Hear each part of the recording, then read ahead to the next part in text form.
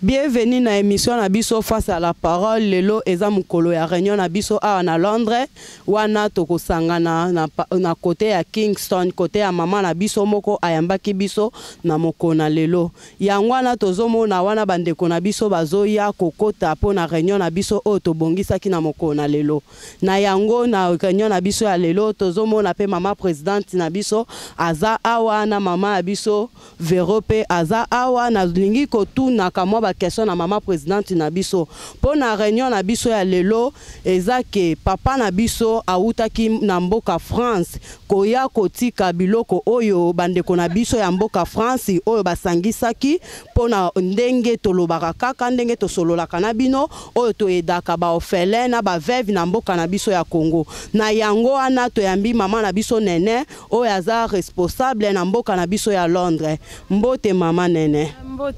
Mbote mama.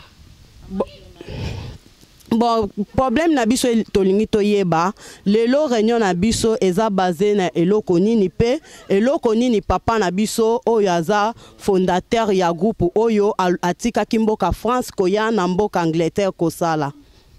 Premièrement na pamboli nzambe pour na raconte oyo lelo nzamba za malamu toute chose ezali mabongisi na nzambe kosangana na biso lelo na réunion lelo bit nango. Premièrement, ils ont jour na biso to sangana par mois.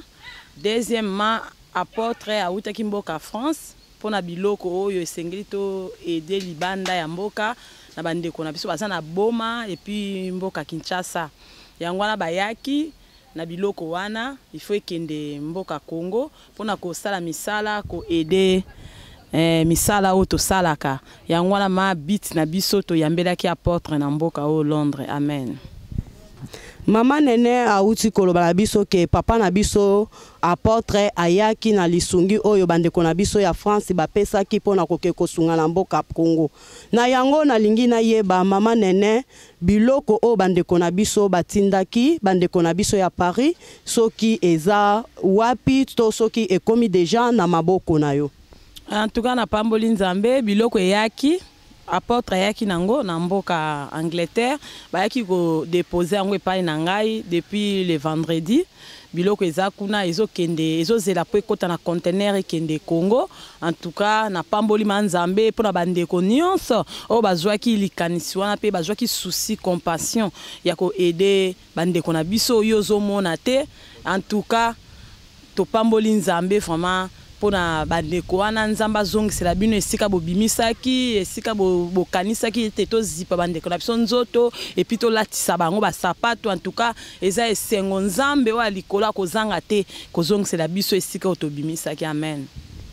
Na yango wana tozali kaka lelo na réunion na biso eza kaka mokolo ya réunion na biso papa na biso apôtre Destiné Claude ayaki na mboka ya Angleterre kosangana na ba mama na biso ya Londres pona kotinda biloko oyo bino bandeko na biso ya Paris botindaki yango na ndenge boyoki ke mama Nene alobi na bino ke azwaki biloko wana pe tangu tozosala boye tangu tokosisa tokoluka tolakisa bino biloko wana place eza po mama na biso Nene azosala la conteneur ya kokende na mboka Congo. Na sima na ngonde mama na biso Nene akomema ngo na Congo pona kokabola na bandeko na biso ya bazai bandeko na biso bisika nyonso bazali. Na yango wana nazokotala ba mama na nga mususu o tosangana na bango na mboka Londres awa nazokopusa na kamwa mukena tu na pe ba mama soki bit lelo baye kosangana pona nini. Mbote mama Rachel. Mbote mama. Nazomona bino lelo awa na mboka Londres place papa na bino Destiné Claude o aza papa na biso ya groupe oyo ya Christ roi Christ vivante oyo famille oyo esungaka bana na biso na Congo pe bamdeko na biso bisika nyonso bazwami. Yango nalingaki na yeba lelo eza mukolo ya nini pe boye kosala nini. Na sepe mingi na tondi nzambe komona apôtre na katikati na biso ayeka nde mama Nene otoloba yo po otoloba toye pona lisungi tosangana réunion na biso tokutanaka pona kosunga bato oyo bazana moyete soki ndenge nzambe azosalisa biso ke biso pe toyeba kosungana parce que yo oza nango ata moke me tokabola pona ba oyo bazangi yango bible ezoloba yango nde babengi amour donc ko partager na oyo zanango muki oyo zanango na ba o bazangi yango tina wana toye ko sangana lelo pa ya mama Vero to sangani toye ko sangana pona tina likambo yango toye bandingi to ko sunga misala ya bandeko na biso. Amen. Amen. Mama na biso Rachel auto ebisa biso ke lelo eza mukolo oyo tosanganaka ndenge kaka tolobaka na bandeko na biso ke groupe oyo eza kaka likambo ya bolingo ndeko nanga bisiko zali oyo kaka biso to olandaka biso toza bana ya Christ roi Christ vivante eza famille oyo esungaka bandeko na biso partout o bazozwa pasi o eza fondateur nango eza papa na biso Destiné Claude o aza na France na yango na lelo biso bana Londres toza na esengwa koyamba papa na biso oyo atika kimboka na biso ya Paris koya na mboka Londres awa pona koya na lisungi oyo bandeko na biso ya mboka Paris batindaki poto kende kosunga na Afrique yangwana na ndenge tozo continuer tozo sala réunion na biso après pe réunion bokomona tokolakisa bino biloko oyo pe musala o papa na biso ayaki kotika na mboka oyo yango tozali koloba bandeko na biso a Paris bolemba te biso na bino tozo tiaka ka maboko pona kosunga musala oyo yango na bandi ko pase ba mama na biso soki baza likambo koloba o bakoki koloba lisusu ngai eloko na oloba ezaka kopesa mbote ko encourager kaka ndingo lobana musala ya Nzambe parce que musala ya Nzambe za mutu moko te yango vraiment na ye kopesa mbote na ba mama nyonso à Paris ba papa que ce soit o nyonso azo participer na œuvre oyo Nzambe asunga biso ekende toujours liboso na ba o bandeko na biso nyonso tokosala ya na Kinshasa bisika nyonso bazali. Amen. Mbote pe na bandeko nyonso baza awa famille Maman Nene, ma sœur Nanga, ma sœur. Yangana moni bandeko na biso ya Londres ba opesa bino bandeko na biso bisika bozali mbote to passer lisusu mama présidente. En tout cas na pamboli Nzambe na nyonso.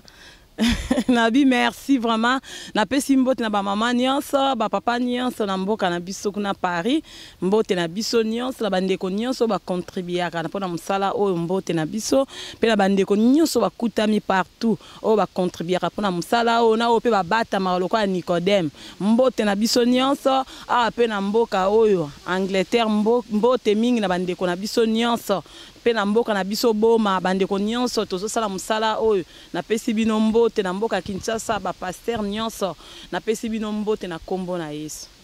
Amen. Tozo pesa kaka mbote na bandeko na biso ya Paris pe bandeko na biso ya bamboka nyonso o bazala kakati na groupe oyo na yango to moni mama na biso Vero kuna to blandi mama na biso Vero soki azana likambo o akoki koloba na kati na musala oyo. Mbote ma Vero. Mbote ma passé. Na moni lelo bandeko batiki bandaku na bango pe to moni papa na biso apôtre Destiné Claude kotika mboka Paris koya na mboka Londres pona tina nini pe oyambi biso oyambi bango pona tina nini. Na pamboli Nzambe komona lisusu mosala Nzambe ko uta mboka na France koya awa pona but ya kosunga vraiment ezali pamboli pona biso e na pamboli Nzambe pona yango tina baye kosangana na biso lelo ezali pona tina ya réunion kosolola tina ya musala oyo Nzambe apesi biso e toyeba kobongisa esika nini esengeli kobongisa esika nini esengeli ko changer et côté nini tokosunga esika nini oyo esi tosungi yango ezati na réunion na biso moko na lelo bandeko réunion na ndenge kaka bo tolandi mama na biso Vero auti koloba tolobaka chaque fois kolendisa bandeko na biso o bavandi na bandako o bolandaka biso na internet na partout bozali groupe oyo eza eloko kaka ya bolingo soki oza na bolingo wana nzambe atie kati na yo yaka kutana na biso yaka kovanda na biso po tosunga libota na bana na nzambe